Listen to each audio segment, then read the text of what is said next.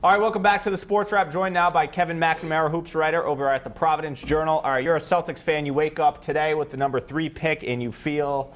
I can deal with it. I think it's very clear that the Celtics have a lot of options. They can obviously draft a Buddy Hield, Chris Dunn, a Jamal Murray from Kentucky, and throw them into a game next year, and their team will be better. More importantly, they can use that pick as a bargaining chip to make a trade. Sure. And so number 3 has substantial value. Does it have as much value as number 1? No, but number 3 has great value. All right, but how much value does it have when everyone is saying it's a draft and where there are clear-cut 2 great players, Ben Simmons and Brandon Ingram? So is there a big drop-off where 3 isn't that valuable? I disagree with that premise. Okay. I don't think that there's a big difference between 1, 2, and 3 if you're talking about a Chris Dunn and Jamal Murray. Jamal Murray is really talented, a true combo guard. He can shoot the ball well as well. You know, averaged 20 a game at Kentucky. He was obviously loaded. And I think Chris may be the best pro long-term of all of them. Yeah. Ben Simmons, to me, I don't get. I just don't get. I think Brandon Ingram, if I had the number 1 pick, I'd pick Brandon Ingram myself. What about the big guy from Croatia? Obviously, when us Americans are like a European, could it be the next Darko? Hopefully not Darko. Sure. Dirk or the next Porzingis, but you just never know. You don't know. And, you know, this kid's 18 and a half. He's playing in a man's league from Maccabi Tel Aviv. You don't know. He doesn't even play 10 minutes a game at his level right now. Obviously, in age group events around Europe in the course of his life, he's played great. Right. That's a risk that I'm not willing to take if I have the 1, 2, or 3 pick. If you're Danny Ainge, or if you were betting on what Danny Ainge does, do you think he selects at 3 or trades?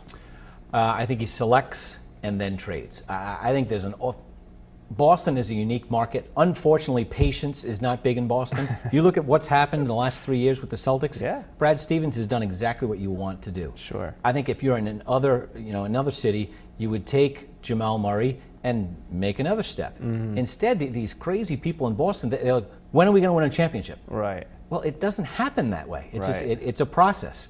And I think Danny Ainge is probably starting to feel that pressure to get to that championship level right away, and hopefully he doesn't make a trade that hurts and not helps. Do you think a guy like Jimmy Butler or an established all-star is something that'll happen on the return?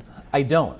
If they want to throw in, an established player like Marcus, Smart, maybe Amir Johnson, who makes $12 million a year, and the number 3 pick, and more picks.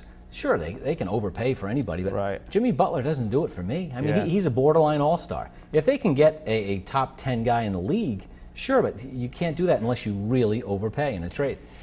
All right, Chris Dunn, we've all watched him the last few years at PC. We know how good of a player he is. I saw last night you tweeted you think his natural fit will be maybe 5 with Minnesota?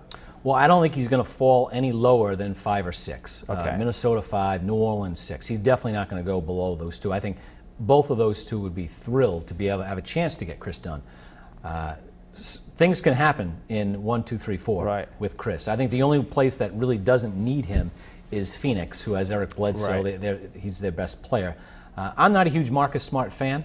I think Chris Dunn will be better than Marcus Smart, but they are duplicate players. They play the same way. I think Chris can be better on the break and more acrobatic, where defensively Chris is certainly can be really good defensively, but Smart, that's what he does well as Maybe a point guard needy team gets into that 3-4 range to go after Dunn. Time to trade. Yeah.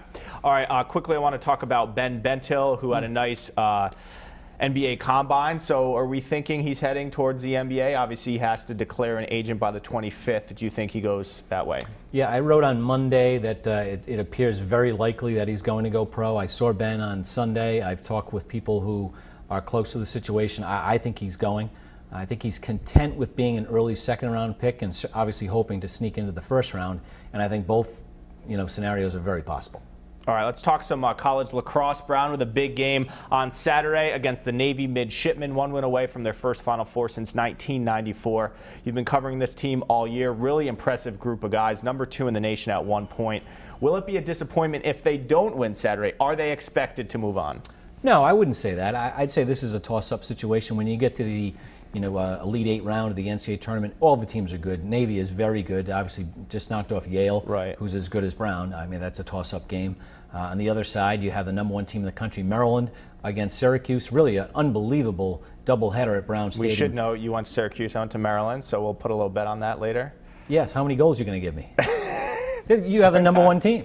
I'll give you 2 goals. But get there early. I expect a really big crowd, probably the biggest college sporting event for a Brown team in a long time, if you really think about it. This has national appeal, and this team can win the national championship if things break the right way. From a matchup standpoint, we saw last week Malloy was getting attacked in a million different ways. Brown good enough, deep enough. If Malloy isn't scoring 5, 6 goals, they can still win? No question, Brown, best offense in the country. Navy, the best defense in the country. So this is a true clash of styles.